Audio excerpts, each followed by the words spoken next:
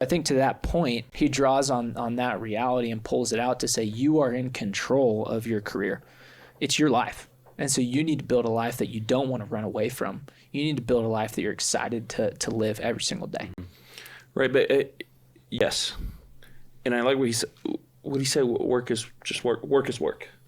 He talks about work as being inherently sanctifying, which is a word that means to make pure. Sanctifying comes from this idea of like a fire. When you have a fire, it kind of refines the things around it. You can think about putting an iron rod, and the fire actually refines that iron rod to make it malleable.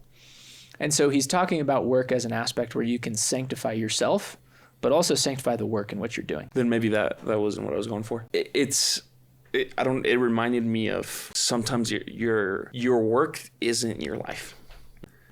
And sometimes that's okay. Like sometimes your job just isn't that deep. You know what I mean? Mm-hmm. And I hear this a lot, and I've struggled with this too, of like, how does my job fit into my calling? And I don't know exactly what part of the quote it was that reminded me of like, sometimes your work is not your life, and it's okay for that to be the case. Sometimes work is just work. Right? I talk with my wife about this a lot. She's currently a project manager at some tax firm.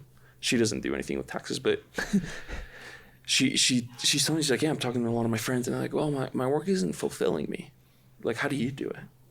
She's like, do you think like taxes fulfill me? Like, do you think I just email people? And I'm like, this is amazing. It's like, no, work is just work. Work right now is just a means to an end, so then I can live my life outside of work. Yeah, well, I don't want to, it doesn't just have to be a means to an end, though.